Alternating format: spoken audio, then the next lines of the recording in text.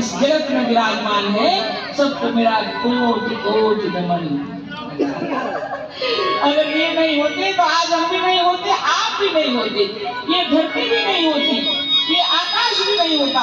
हमारे सदगुरु ने बतलाए। अब हमारी ये गलती है कि हमारे सदगुरु बताए, ये हम बोल रहे हैं। ऐसा भी नहीं बोलना चाहिए। वो तो विश्व के गुरु थे, इस जगत के गुरु थे। उन्होंने कहा ये जितना प्राणी है उसमें सबसे श्रेष्ठ मनुष्य। बहुत सारी बातें उत्पन्न हो गई। कोई कह रहे हैं कि कैसे हो सकता है श्रेष्ठ, कितने चोरी करते हैं, कितने डकैती करते हैं, कितने कितने दुराचार करते हैं, कितने पापात्मा है जगत में। तो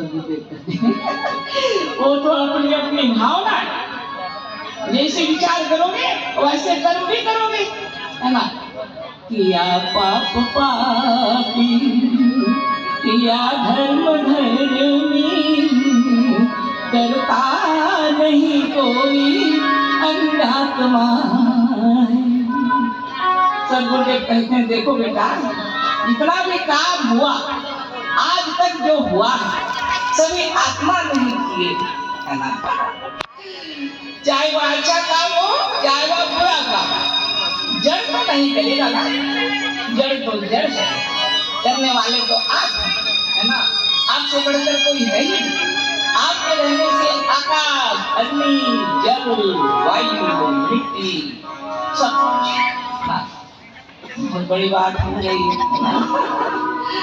लोग सोचने लग गए ये जीव तो सबसे महापापी है, ये जीव कहाँ से आ गया और ये सबसे बड़ा क्या हो गया, है ना। हमारे सदगुरु कहते हैं ये जीव है और ये महान है ना।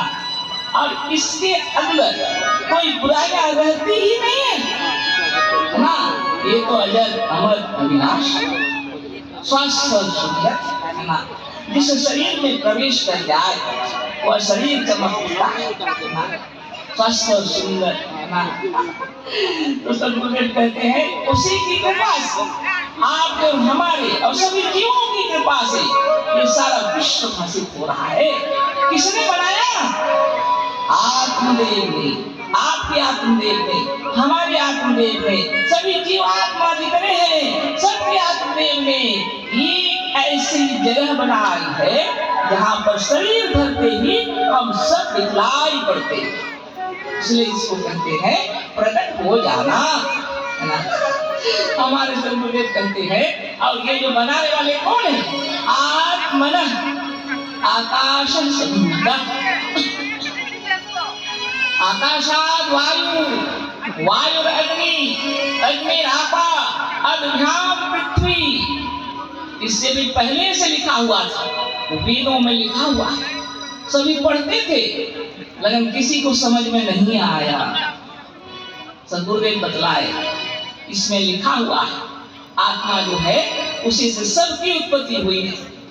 आत्मन आकाश संहिता, आपकी आत्मा इतनी सूक्ष्म है, इतनी सूक्ष्म है, इतनी सूक्ष्म है कि आकाश से भी सूक्ष्म, जिसको आप कल्पना भी नहीं कर सकते।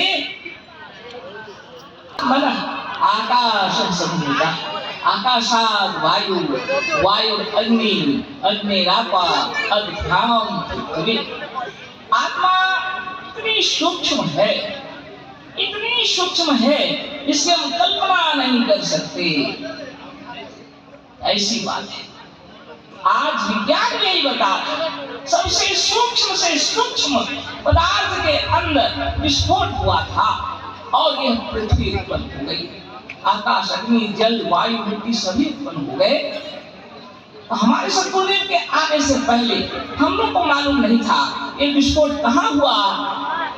वैज्ञानिक लोगों को बताए सबसे सूक्ष्म वस्तु, सबसे सूक्ष्म पदार्थ के अंदर विस्फोट हुआ था और ये सब कुछ उत्पन्न हो गया।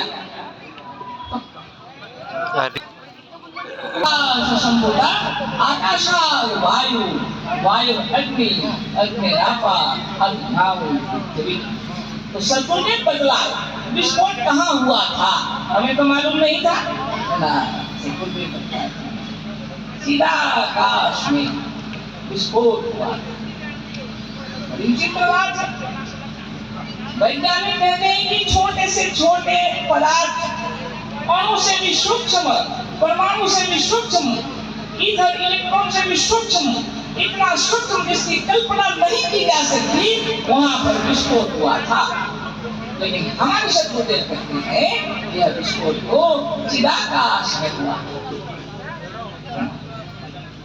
ये विस्फोट आपके अंदर, इस आत्मा के अंदर विस्फोट हुआ था ना। आकाश, अग्नि, जल, वायु, मिट्टी उत्पन्न है आत्मा से। उस सूक्ष्म से, उस तत्व से उत्पन्न हो गया आकाश जैसा सूक्ष्म तत्व उत्पन्न हो गया। और फिर आकाश से वायु की उत्पत्ति हुई, और वायु से अग्नि की उत्पत्ति हुई, और अग्नि से आपह जल की उत्पत्ति हुई। और सारे वैज्ञानिक यही कह रहे हैं H2O, यानी 2 भाग हाइड्रोजन और 1 भाग ऑक्सीजन के मिलते ही एक प्रतिक्रिया होती है अग्नि की तरह, और फिर जल बन जाता है ना। और फिर जल जब बार बार रहे एक ही जगह तो लसलस पदार्थ आ जाते हैं। और अगर दीवार में बार बार लगे कच्चा दीवार हो तो उससे काई जम जाता है। सदगुरुदेव क्या कहते हैं, रसायनों की तरह प्राण शक्ति इस जगत में चारों ओर फैली हुई है ना। इतना ज्यादा है उसका गिनना मुश्किल है। जो स्थिति आती है, जो परिस्थिति आती है, उसके अनुसार वह क्यों उत्पन्न हो जाता है। वह 4 प्रकार से प्रकट होती है, यही आत्मा है ना। बहुत बड़ी बात है। आकर 4,84,000 4 प्रकार से प्रकट होती है यह आत्मा। बड़ी विचित्र बात है। लिखा हुआ है आकर 4,84,000। लोगों ने उसको पढ़ दिया 1,84,000। आगे पढ़ा भी नहीं, सोचा भी नहीं, विचार भी नहीं किया।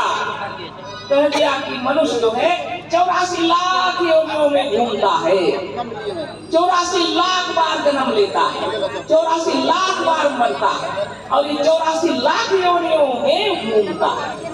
किसकी कृपा से? न भगवान की कृपा से। भगवान जी की इच्छा होगी तो आपके हिसाब किताब करके आपको मनुष्य का जन्म देंगे, और अगर उनकी इच्छा नहीं होगी तो ऊंट गधा जीव को जितने किसी ने भी दे सकते हैं। वो भगवान की इच्छा, उनकी कृपा के ऊपर निर्भर करता है। लेकिन हमारे सदगुरुदेव बोलते हैं चिदाकाश में विस्फोट हुआ, आपके हृदय में इच्छा हुई ना, देखने की इच्छा। भगवान विष्णु कहाँ जन्म लेते हैं? ना क्षीर समुद्र में, यहाँ पर दूध की माने दूध का समुद्र है, क्षीर समुद्र बोलते। दुनिया में जितना जाओ, जहाँ जाओ, सब जगह पानी का समुद्र है। अभी वैज्ञानिक लोग कहते हैं एक ऐसी जगह मिली है जहाँ दूध का समुद्र है। कहीं कोई गए नहीं है ना, अनुमान करते गए। उस दूध के समुद्र में भगवान विष्णु वहां लेटे हुए हैं है ना, शेषनाग के ऊपर, और माता लक्ष्मी पांव दबा रही। अब बताइए, इतने सारे ब्रह्म उपस्थित है, इतने सारे भगवान उपस्थित है।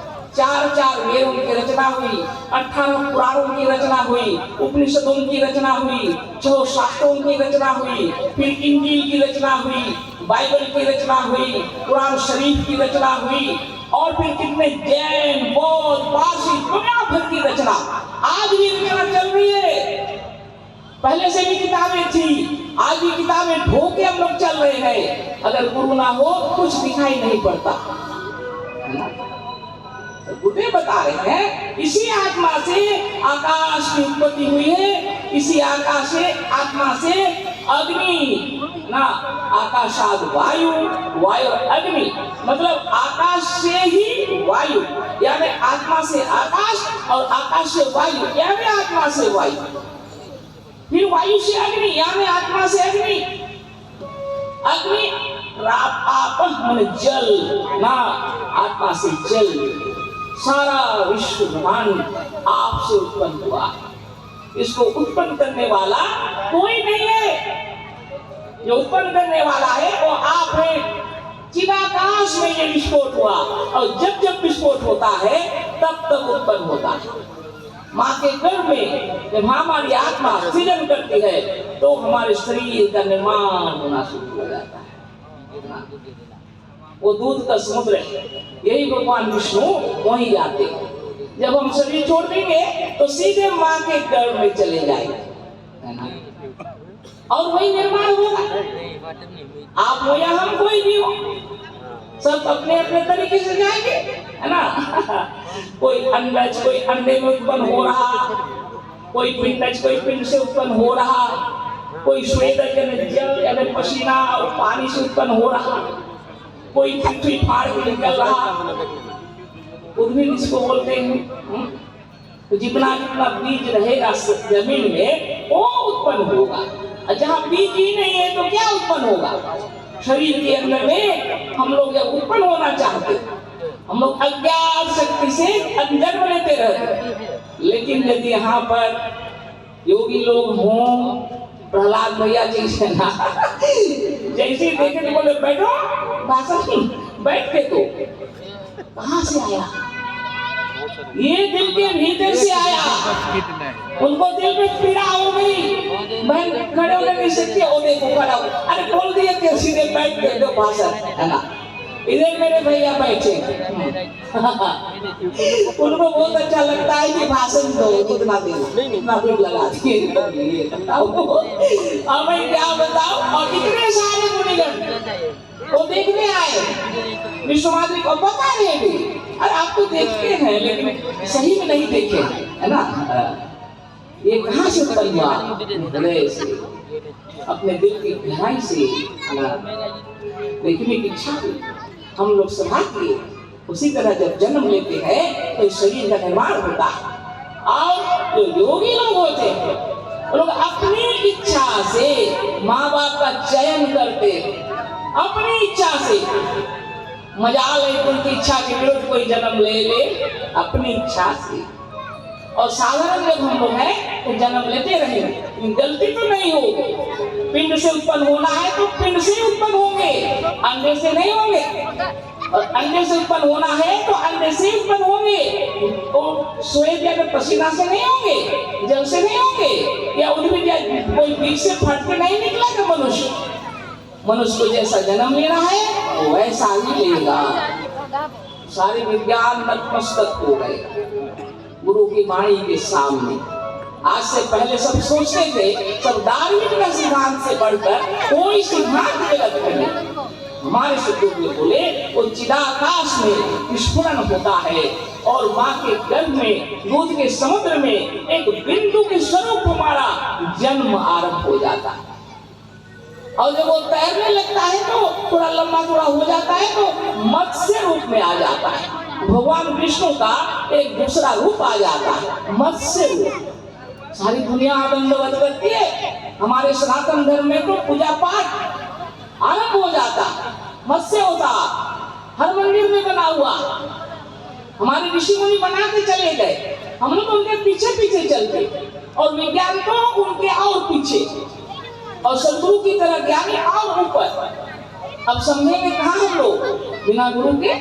तो मत्स्य अवतार सभी लोग हो जाते हैं। एक समय आता है शरीर छूटने के बाद माँ के गर्भ में पहुंच जाते हैं और वहाँ पर जो क्षीर समुद्र है, दूध की तरह का समुद्र, वहाँ हमारा निर्माण शुरू हो जाता है मत्स्य।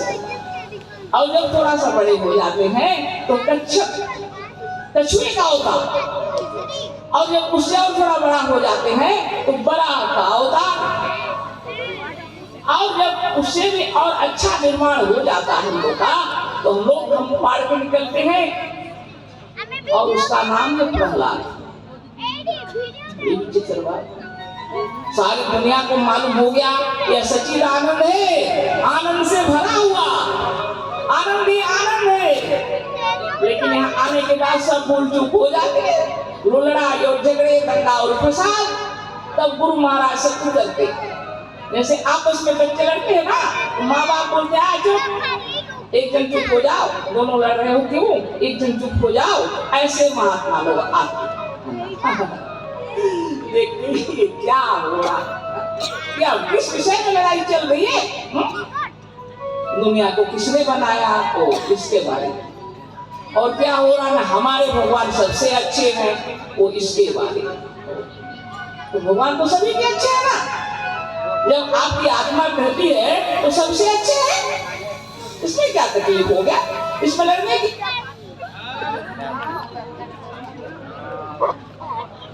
धन धरा पर आए, अगर सदगुरु आए नहीं होते तो ऐसे ही अंधेरा होता, जैसे कोई दिख रहे कोई नहीं दिख रहे, वैसे वेदों को पढ़ते समझ पे कुछ कुछ आता कुछ नहीं आता है ना। ऐसा लाइट दे दिए, जैसा लाइट जलेगा तो सब दिखने लगेगा, तो वैसे लाइट दे दिए सदगुरुदेव। हमारे अंदर में वो लाइट जल गया और वो किताबें भी उसको भी पढ़े, तब दिखने लगा सब। अरे वाह, बोल रहे सो तो इसमें लिखा हुआ, हम व्यर्थ का लड़ रहे थे, व्यर्थ की तकरार कर रहे थे, तो लिखा हुआ अयमात्मा ब्रह्म स्वयं आत्मा चतुष्पाद। श्री गुरुदेव कहते थे यही आत्मा ही ब्रह्म है और इसी आत्मा की 4 पांव है।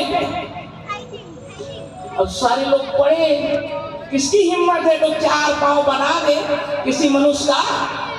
किसी मंदिर में आप जाइए, किसी भी मंदिर में आप जाइए, जो भगवान जी हैं 4 पांव बिल्कुल नहीं बनाया। कौन इतना बड़ा मने परेशान होने का काम करेगा? हजारों क्वेश्चन आएंगे ना, हजारों प्रश्न, तुमने क्यों बनाया 4 पांव? मनुष्य का 4 पांव होता है क्या? वो जानवर का होता है ना। हाथ बना दिया, अस्त्र शस्त्र लगा दिया, दुनिया भर की बातें। विचित्र है ना। जब तुम कल्पना करोगे तो मनुष्य की कल्पना करोगे, और फिर क्या कल्पना करोगे?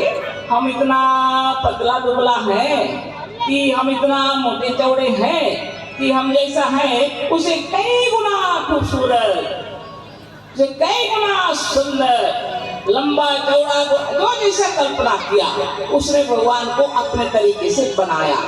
बड़े बड़े कलाकार हैं, वो भी बनाए, मन ने भी बनाया। अब कुछ विद्वान लोग बोले अरे क्यों बनाया, ईश्वर तो निराकार है, वो तो आकार प्रकार है ही नहीं। बोला तुम बोलते रहो भाई, हमारे सनातन धर्म में तो मूर्ति पूजा है, तुम बोलते रहो भाई, तुमको निराकार का करना है ध्यान कर लो, पर हम सुनने वाले नहीं। ढोल नगाड़ा ताजा बाजा कीर्तन और जो हो सकता है नाच गाना आरंभ हो गया और अपने सनातन धर्म की मूर्तियां बनी, एक से बढ़कर एक खूबसूरत। हमारे राउरकेला में बहुत ऊंचा हनुमान जी बनाए गए, आजकल बना है ना, वाह। तो मेरे कहने का मतलब कोई किसी से कम नहीं है ना। अब समझाने वाले जब उतरे तो वो भी परेशान हो गए, ये लोग बोलते वाह। लेकिन सचमुच में हमारे ऋषि मुनि लोग बहुत बहुत ज्ञानी थे, उन्होंने किताबों की रचना की, सोच में पड़ गए। हाँ, हमारे रहते तक जहाँ तक प्रचार प्रसार होगा है ना, वहाँ तक तो चल फिर के जाएंगे, लिखेंगे, पढ़े लिखे होंगे तो पढ़ेंगे। लेकिन यदि पढ़े लिखे नहीं है तब क्या करें, कैसे समझा है ना। वो चित्र बनाना चाहिए, फोटो बनाना चाहिए, मूर्ति गढ़ना शुरू हो गया ना। जैसे दिल में इच्छा हुई, अपने आत्मा ने जैसा चाहा बनाया। वेदों को पढ़ पढ़ करके मूर्तियां बनाई गई है ना। ब्रह्मा जी की मूर्तियां बनी है ना, 4 मुख ना 5 मुख डाल दिया उन्होंने, तो सोच में पड़ गए। लिखा हुआ है किताब में, जो 5 मुख है तो कैसे होगा, मुख तो अलग अलग नहीं होगा ना, तो सिर लगा दिया जो मन में आया। वाह, ये ठीक है बोला, चलो दंडवत किया जाए, हाँ किया जाए, और निराकार वालों को रहने दो, अपना काम करो है ना। लेकिन गुरुजी बताए सनातन, उसका मतलब तो सब बोलते शाश्वत है, अजर अमर अविनाशी है, सब है, लेकिन ऋषि मुनि इतने ज्ञानी थे, नाम दे दिया सनातन। यानी इस शरीर में, हमारे आपके शरीर में, इस तन में जो सना हुआ है, ऊपर से नीचे भीतर से बाहर पूरी तरह सना हुआ है। कहते हैं कि हम लोग के श्रीमद् भगवद गीता में भगवान कह रहे हैं, चिंता मत करो, शरीर छूट जाएगा तो कोई बात नहीं, ये पुराना हो गया ना, नया शरीर मिल जाएगा, कोई बात नहीं, है ना। हमारे सदगुरु बताते हैं कि इसके रोम रोम में एक चींटी भी चले आपको पता चल जाता। आपके कपड़े में अगर रोम रोम कपड़े में चलेगा, आपको पता चलेगा क्या चींटी चल रहा? नहीं चलेगा। लेकिन आत्मदेव की महिमा से सदगुरु ने इतने सुंदर तरीके से समझाया कि तुम्हारे शरीर के रोम रोम में ब्रह्म छुपा हुआ है। और पीठ में भी अगर चले तो मालूम हो जाएगा, पैर में भी अगर चले तो मालूम हो जाएगा। बिना आंखों के देखे भी जानते हैं, उस इंद्रिय को भी आप पहचान लो, उसे ब्रह्म का दर्शन होता है ना। चित्र बात हो गई। तो भगवान कैसे रहते हैं? भगवान तो बहुत अच्छे रहते, दुख सुख का मालूम करते हो, इसीलिए भगवान तन में जो सना हुआ, इस ब्रह्मांड में, इसमें ब्रह्मांड में जितने हैं सभी सनातनी हैं, कोई एक भी बाकी नहीं। ऋषि मुनियों के संतान है, सभी सनातन।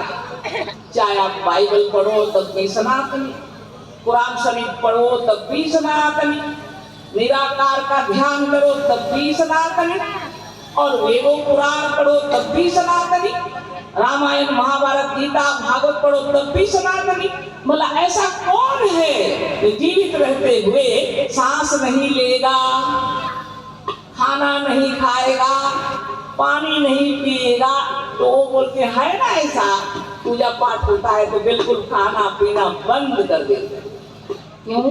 क्योंकि भगवान का दर्शन होता है। वो बड़ी विचित्र बात हो गई। सदगुरुदेव बतलाते हैं, उसका मतलब है जो तुम पढ़ रहे हो ठीक से नहीं समझा। उप का मतलब होता है नजदीक, वास का मतलब होता है रहना, उपवास का मतलब होता है भगवान के निकट रहना, भगवान के पास में रहना। तुम कहाँ रहते हो? ये तो गड़बड़ हो रहा है। बोले कि क्लास करो, उसी में बात हो, फील्ड में कौन बात करेगा? हमारे मुनि लोग बोले नहीं, फील्ड में ही होगा। चलो ठीक है, मानते हो तो अच्छी बात। लगाया फील्ड, क्या मेला बाजार की तरह भीड़ हो गई। आज इतने कम आ गए क्योंकि बड़े बड़े ज्ञानी हो गए। अब कौन सुनता है सब? काम करो अच्छा से, है ना, मेहनत से, परिश्रम से रुपये पैसे कमाओगे तो धन दौलत आएगा, बाल बच्चे सुखी रहेंगे। यहाँ क्या सुनने जाओगे? टाइम बर्बाद, दुकान में बैठो, कुछ काम हो जाएगा, है ना। तो आजकल विद्वान हो गए सब। कर्म प्रधान विश्व करी राखा, जो जस करे सो तस फल चाखा। तो क्या ज्यादा विद्वान जो लोग है वो लोग क्या कहते हैं? पोषण सुनना मत रहो, उनकी बात नहीं सुनना। कर्म प्रधान है, वो बोल रहे हैं और कुछ नहीं सुनना, अपना जैसा मन चाहे करो। और इतने विद्वान हो गए, कौन यहाँ बैठे था? सदगुरुदेव शिवमुनि महाराज की जय। इन्होंने बताया जितना भी रुपये पैसे धन दौलत कमा लो, लेकिन आत्मा में यदि शांति नहीं है तो कुछ भी काम का नहीं। अगर मन में शांति है तो सब कुछ ठीक ठाक है ना। बड़ी विचित्र बात है, कबीर भी वही बताए, गोधन गज धन बाजी धन और रतन धन खान, जो आवे संतोष धन सब है भूरि समान। ये पांचवा जो धन है वो बिना योग साधन से प्राप्त नहीं होता है, कभी भी नहीं होता है। अब जितना दौड़ लगा लीजिए, अब जितने काम कर लीजिए, अब जितना चोरी कर लीजिए, जितनी डकैती कर लीजिए, जितनी हत्या कर लीजिए, आपकी मर्जी, कोई रोक टोक नहीं है, लेकिन आपकी आत्मा को शांति नहीं मिलती,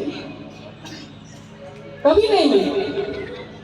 स्वयं वो लोग जानते हैं जो इतनी डकैती करते हैं, जो इतनी चोरी करते हैं, वही लोग जानते हैं शांति नहीं मिलती। लोग कहते हैं शराब पियो आनंद में रहोगे, इतना शराब पीते हैं, बाप रे बाप, चाहे शरीर खराब हो जाए परवाह नहीं है, उसमें भी शांति नहीं मिलती। आजकल तो तंबाकू गुटखा कितना चीज खाने का है, बाप रे बाप। तो ऋषि मुनि जब कह करके चले गए, हमारे गुरुदेव भी बोले रुचि अनुसार भोजन करो, ओ तो बोल तो दिए रुचि अनुसार, लो शराब पियो, खैनी खाओ, तंबाकू खाओ, बीड़ी सिगरेट पियो, है ना, ये सारी बातें हो जाती है। इसको अज्ञान बताया, ठीक है, ऐसा ही अज्ञान फिर है ना, ऐसा ही बहुत बड़ी बात है। खाना खा रहे ये ऐसा नशा है, वो नशे में रहता है, उसको समझाया नहीं जा सकता। इनका प्रवचन अगर वो बहुत गाली दे,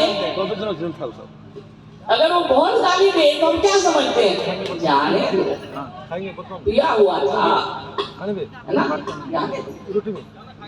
तो इसी तरह हमारे सदगुरुदेव बोलते हैं, जाने दो, वो एक धर्म की नशा में, इतना नशा में है, जाने दो, समय आएगा तुम्हारी बातों को सुनेगा, है ना। अभी वो धर्म की नशा में, और कैसा धर्म, नकली वाला, असली नहीं है। असली तो सबके भीतर है, असली तो अपने भीतर है, और नकली हमारा अलग से। हम हिंदू हैं भाई, हाँ, साधारण बात नहीं है ना। हम सनातन धर्म के हैं भाई, पूजा पाठ करना तो मेरा पूर्वजों से सीखे हैं हम। मजाल है कि छूट जाए, नहीं छूट सकता, चाहे सारी दुनिया छूट जाए, ये नहीं छूटने वाला ना। अरे भाई हम क्रिश्चियन हैं, क्या बात है, हम तो गिरजा जाएंगे ही जाएंगे, ये हमारा नियम है, क्या समझ लिया है तो उनको, है ना। अरे भाई हम तो मुसलमान हैं, हाँ, हम तो जाएंगे ना, नमाज पढ़ेंगे अवश्य ही। मजाल है कि कोई रोक दे, जैन बौद्ध पारसी सब कहते हैं ध्यान लगाओ, तपस्या करो, है ना, विचित्र विचित्र बातें। अब इस भीड़ में हम लोग क्या करते, लेकिन गुरुदेव की कृपा है ना, पता नहीं कैसे ज्ञान मिल गया, अद्भुत ज्ञान, है ना, समझा दिए बहुत प्यार से। और हमारे मुनि लोग लिखना शुरू कर दिया, हम ही ब्रह्म है सुनाना पड़ेगा, ढिंढोरा इसी का मिटाना पड़ेगा, स्वरूपस्थ हो करके अपने को जानो, स्वरूपस्थ हो करके अपने को जानो, गुलामी का झंडा गिराना पड़ेगा, हमें ब्रह्म है यह सुनाना पड़ेगा, ढिंढोरा इसी का मिटाना पड़ेगा, तुमसे हो करके गीदड़ बने हो, तुमसे हो करके गीदड़ बने हो, तुम्हें तख्त पर अब बिठाना पड़ेगा, तुम्हें तख्त पर अब बिठाना पड़ेगा, हमें ब्रह्म है यह सुनाना पड़ेगा, ढिंढोरा इसी का पिटाना पड़ेगा, जगत के रचयिता हम ही हैं विधाता, जगत के रचयिता हम ही हैं विधाता, इसी ब्रह्म बल को दिखाना पड़ेगा, इसी ब्रह्म बल को दिखाना पड़ेगा, इसे भूल कर तुम किसे खोजते हो, इसे भूल कर तुम किसे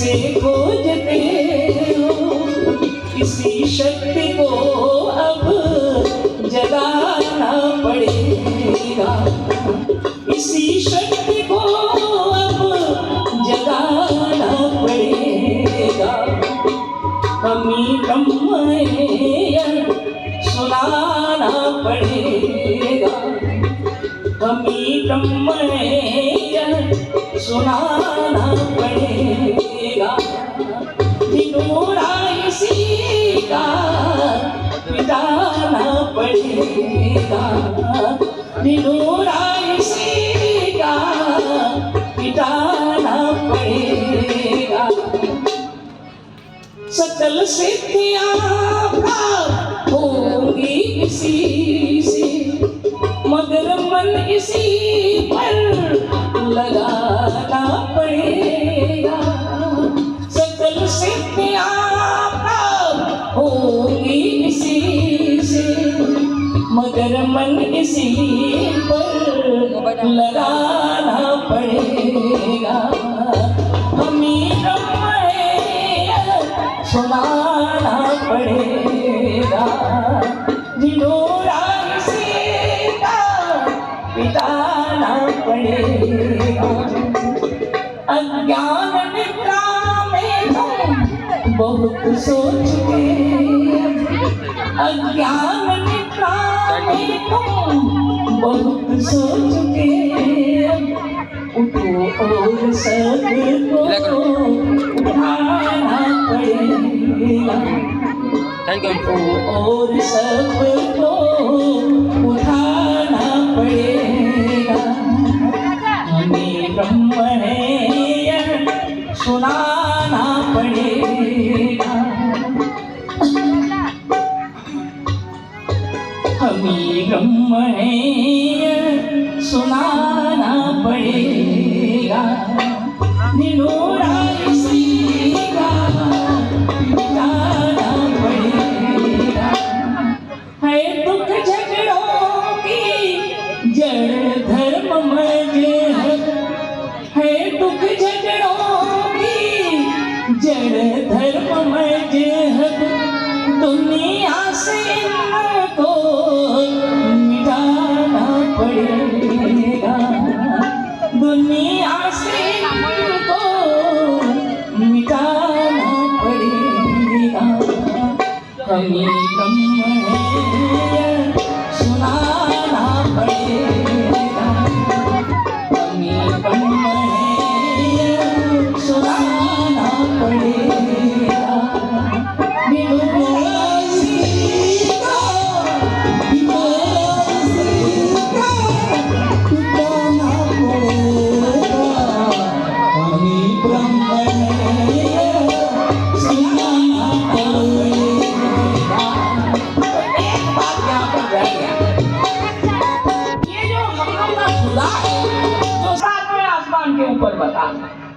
मोहम्मद साहब ने जिसको देखा वो इस शरीर के भीतर देखा, इस शरीर के अंदर में 7 आसमान है। अब आप और हम क्यों लड़े भाई?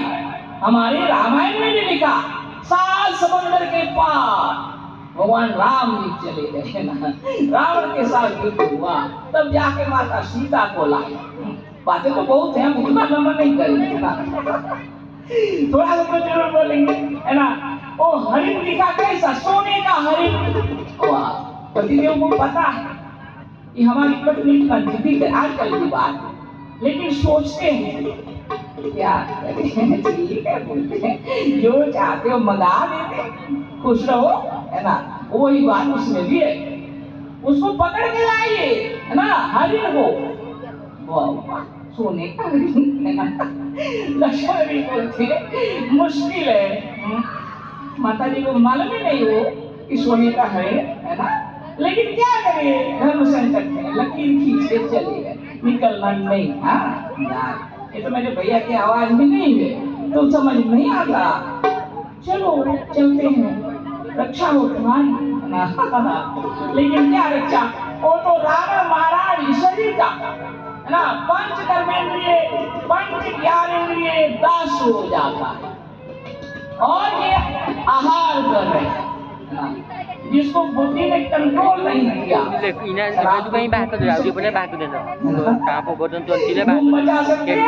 समाज में कितना कुकर्म कर सकते हैं जिसका कोई सीमा नहीं, वो रावण को कौन करता है, उसे भी अधिक। इसी समय अवतार लेते हैं भगवान सद्गुरुदेव शिव मुनि महाराज, या भगवान कृष्ण या मोहम्मद साहब को है, क्या बोलते हैं हजरत मोहम्मद साहब या ईसा मसीह, जो भी आप बोलिए, चाहे महात्मा बुद्ध, जो भी आप बोलिए, आपकी अंतरात्मा जिसको बता रही है उन्होंने वही बात बताया। एक खुदा की इबादत करना और किसी दूसरे की नहीं। मजाल है ना कि कोई दूसरे की इबादत कर ले, लेकिन हम बोलते हैं सब यही पागलपन में बैठे हुए हैं। 5 वक्त नमाज पढ़ने पर भी उन्होंने 7वें आसमान को नहीं देखा, 7वें आसमान के ऊपर में खुदा विराजते नहीं देखा, क्योंकि बिना योग साधन के शरीर के उस 7 आसमान को पार करना बहुत मुश्किल है। 7वां आसमान को पार करेंगे तो 8वें में पहुंचेंगे तो वहां अपना खुद विराजना, और उसमें साफ साफ लिखा हुआ है एक खुदा की इबादत करना और किसी दूसरे की नहीं। हम लोग के श्रीमद् भगवत में भी लिखा हुआ है एक आत्मा का ही चिंतन करना और किसी दूसरे का नहीं। पातंजलि योग दर्शन वो नहीं कह रहा है, योग वृत्ति निरोध है। तो लोग बोलते हैं चिंतन ही नहीं करना, विचार ही नहीं करना। जब विचार शून्य हो जाओगे तो तुमको मोक्ष मिलेगा, भगवान का दर्शन हो जाएगा, आत्म दर्शन हो जाएगा। अब सब बंद किया जाए। अच्छा एक मिनट, हम पागल हो गए, थोड़ा ज्यादा भाषण देने लगता है। अच्छा ठीक है, मेरे कहने सबसे लास्ट में हमको दिया, सोच रहे हैं हमारे प्रहलाद भैया को देना हमसे पहले, उन्होंने सोचा बोलने दो, आज मानवी को बोलने को दे दिया हमको। अब हम सोचे अब कोई नहीं है बोलने वाला, लास्ट में होंगे तो हमारे मनुष्य जी बोलेंगे, और तो कौन है बोलने वाला, यही सोचे। लेकिन कुछ बात मेरा कहना है, आपस की लड़ाई झगड़े दंगा फसाद नकली के लिए इतना जोश से ना ही करे तो अच्छा। आपस में प्रेम से रहे। बिना खुदा के हिंदू भी नहीं रह सकता, और बिना राम के मुसलमान भी नहीं रह सकता। Body is the temple of God, शरीर भगवान का मंदिर है, और गिरी पर जाओ, बिना योग साधन से गिरजा नहीं हो सकता। सब नकली में बोल रहे हैं, हरि बिनु कोई नहीं है भाई, हरि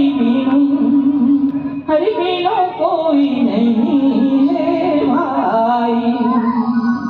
ना हरि मंदिर ना मस्जिद में ना गिरजा में समाई, वह तो जिंदा चेतन नर में रहता रास रचाई, वह तो जिंदा चेतन नर में रहता रास रचाई। हरि बिनु कोई नहीं है भाई, ना है मंदिर ना मस्जिद में ना गिरजा में समाई, वह तो जिंदा चेतन नर में रहता रास रचाई। तो लंबा करें तो लंबा हो जाएगा, आगे वाला गाना कल होगा तो कुछ कल करेंगे। सबको शायद खाना तैयार हुआ होगा, मुझे नहीं मालूम है ना। मेरे चक्कर में रात बीत जाएगी ऊपर, है ना, इसलिए सही बोलेंगे ना। लेकिन मेरे कहने का मतलब सभी अपने हैं, हिंदू भी हमारा अपना, मुसलमान भी हमारा अपना, हम भी उसके अपने, विश्व में सभी अपने, और भुवन में शांति चाहिए।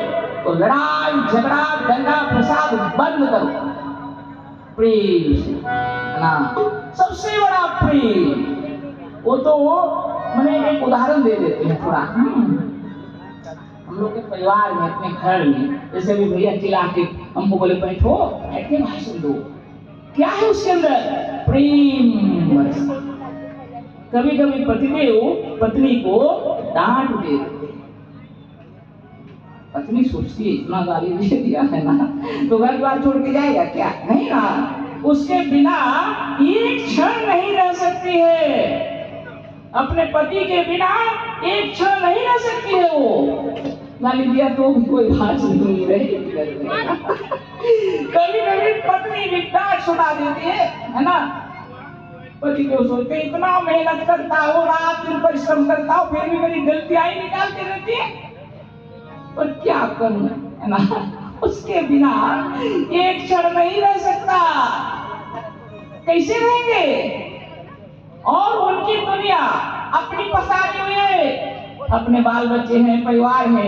अब उनकी खुशी के लिए सारे पूजा पाठ, सारे नमाज, सारे जितने चिंतन धारा सब उनके लिए हो रहा। कौन श्रेष्ठ है? आत्मा ना। इसके अंदर में इतना प्रेम है, जो अपना हो उसे दिलो जान से प्यार करते हैं ना।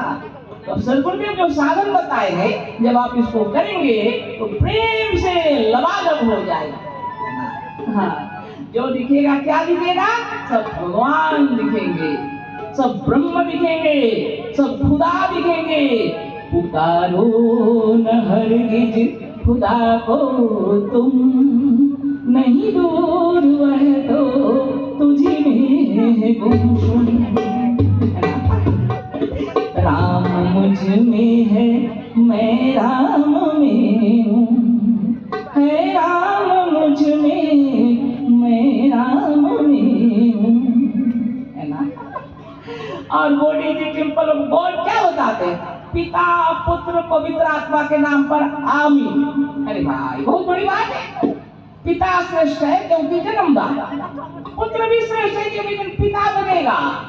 ये दोनों के अंदर सबसे श्रेष्ठ है पवित्र आत्मा, उसको कोटि नमन। क्या ओखले क्रिश्चियन लोग का पवित्र आत्मा रहता है न सकता, है ना।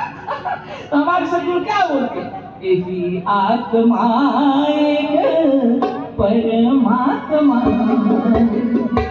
पापात्मा चाहे धर्मात्मा।